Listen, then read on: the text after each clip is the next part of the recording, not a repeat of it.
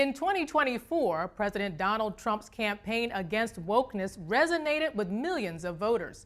Americans cast their votes for a man that progressives despise. Let's watch. Woke has to stop because along with everything else, it's destroying our country. We're going to stop woke.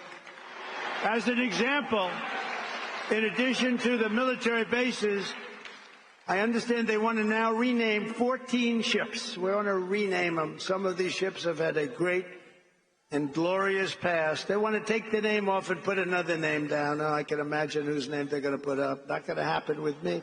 It's not happening with me, I can promise you that. Daniella, we'll start with you. What does it mean to be woke? Well, woke, the way I like to sum it up is when you look at the world where everything is the other's fault. And once the other changes, I will feel more comfortable. And that's just not a recipe for success. There is a difference between woke and awake. Well, Linda, is it also a power struggle between progressive and conservative values?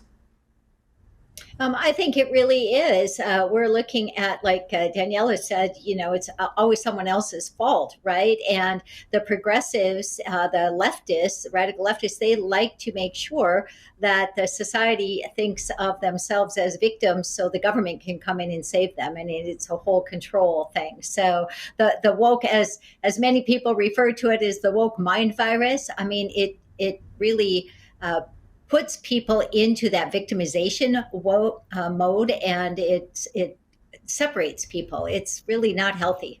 The California wildfires are devastating Hollywood. Some commentators blame the fires on government officials who they say put their progressive values ahead of public safety. Watch. It turns out that in recent years, LA's fire chief has made not filling the fire hydrants top priority, but diversity. Diversity is at least among the top priorities for the department. Recall a news story from last year. There was some interest in the fire departments and the firefighters in California, and the interest was that there were too many white men. I would characterize it as a DEI, Green New Deal, hydrogen bomb. It's something out of Dante's Inferno. So we're back to California. We talked about this a little bit earlier, but the Los Angeles Fire Chief Kristen Crowley is the first woman and openly gay person to run the department. Has she let her progressive values distract her from public safety? Daniella. I would say so, yes. Apparently there is a memo amongst the firefighters who are very afraid to sign their names because they are afraid of retribution. But well, it's not entirely her fault. The fire department budget has been cut with $24 billion spent on homelessness, but the fire department budget gets defunded. There are huge problems in California in general, but no, I don't think she was as qualified as other candidates based off how the fires have played out. Now, Linda, you talked earlier about the fire hydrants, and Megyn Kelly said officials made diversity more important than filling fire hydrants with water. Your thoughts?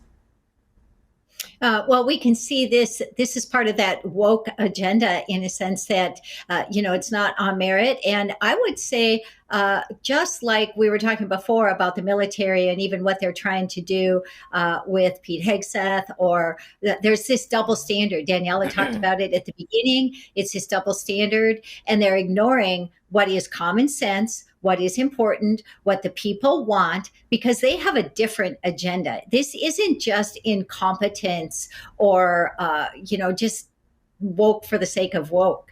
There is an agenda, and it is to destroy our culture, and it is absolutely to remake it in the way that they would like to see it. And so, whether you're looking at the result of this in the fires in Los Angeles, which are very, very evident for everyone to see, or you're looking at it in the response from FEMA in North Carolina, or, what's happening in the schools.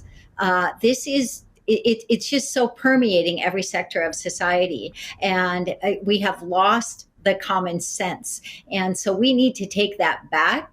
And, it's just people need to rise up. So okay, this I is understand not what you're saying, Linda. You're absolutely right. But We got to talk about Hollywood because the film industry has long been criticized over its lack of diversity among the nominees. So let's watch this. Many talented people of colour were snubbed in major categories. Unfortunately, there's nothing we can do about that. The Hollywood foreign press are all very, very racist. Apple roared into the TV game with a morning show, a superb drama, a superb drama about the importance of dignity and doing the right thing, made by a company that runs sweatshops in China. So, well, you say you're woke, but the companies you work for, I mean, unbelievable. Apple, Amazon, Disney. If ISIS started a streaming service, you'd call your agent, wouldn't you? Now, that's a very funny comedian. That was back in 2020. Now, DEI policies have been instituted across several entertainment businesses. Has this change helped the industry, Daniella? We say when you go woke, you go broke. I think it absolutely has affected the industry, especially like institutes like Disney. I don't know the last time I saw an awards show. Even Bill Maher, who's very much a liberal, says it's all about virtue signaling. It's no longer about talent. And that, again, we see the quality of the movies and films that are being chosen reflecting that. Hollywood continues to dumb down its standards in the name of DEI. When we talk about the quality of movies and films, we're also seeing a trend of people not going to movies anymore. They would rather stay home and watch movies with happy endings. So should Hollywood rethink its DEI strategy and consider making movies that Americans want to watch? Linda? Yes, I think definitely. I think that, Trump has now appointed some people to be ambassadors to Hollywood, really talking about bringing American culture back to Hollywood, right?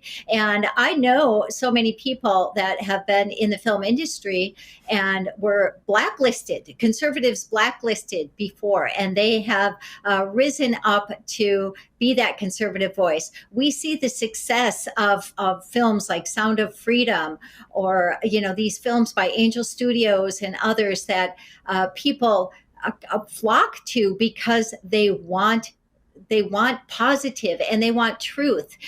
This is important. And so, go woke, go broke. Yes. And Hollywood needs to take a cue. People are sick of the leftist agenda being shoved down their throat and down the throats of their children. When you have, even cartoons for kids spewing all of this agenda, whether it's climate or sexual orientation or, just overall liberalism. I hate America, socialism's great, and you have this for kids, it's time to stop. Well, let's give Danielle a chance to respond to that, because I see you're nodding your head. You agree with this, right? Yeah, well, it's wonderful to see the phenomenon of self-correction. We saw it in our country with the popular vote and the landslide of electoral votes, to see Hollywood really dying.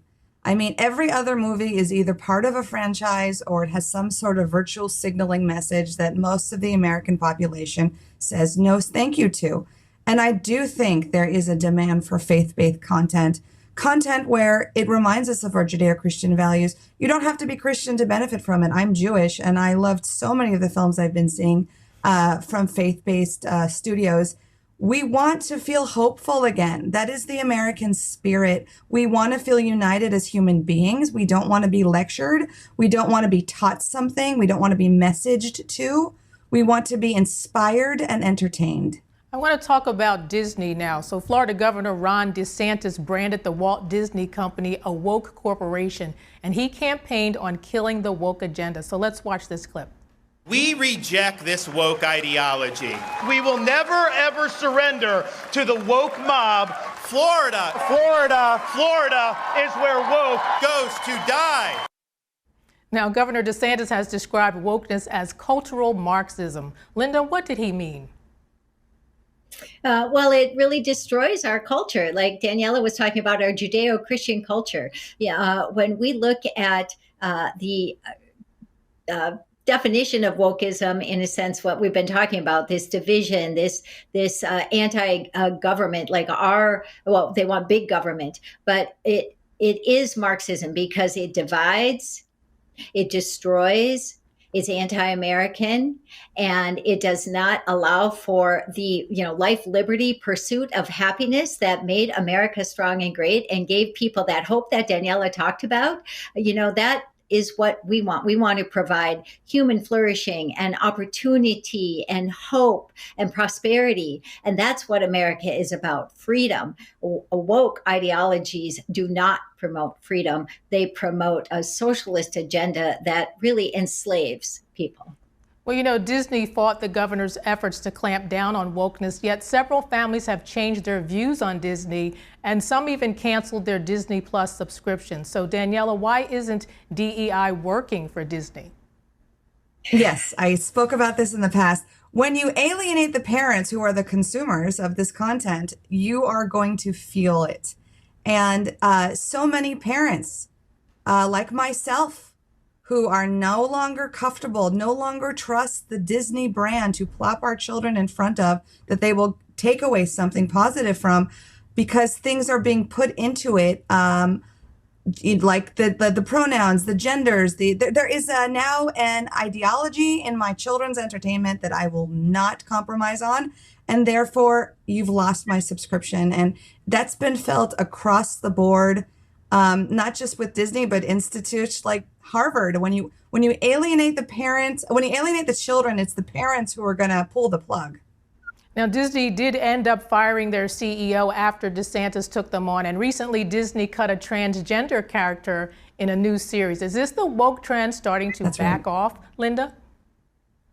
Well, I would say I hope so. And I see that. But it's like we talked about, go woke, go broke. We see a lot of these companies, really turning away from some of their previous agendas, and they're understanding that the culture does not want to go there. People don't want to go there, and they will no longer survive as a company if they keep promoting those ideologies. So yes, and again, that goes back to what I mentioned before, and what Daniella said is that, it's the people making the difference, whether we make our difference in the voting booth like we did in November, or we make our difference in how we spend our money and we support only the companies or programs that align with our values and our values that made America strong and great. We want a strong America so all people can flourish, regardless of their race or their gender. That's what we want.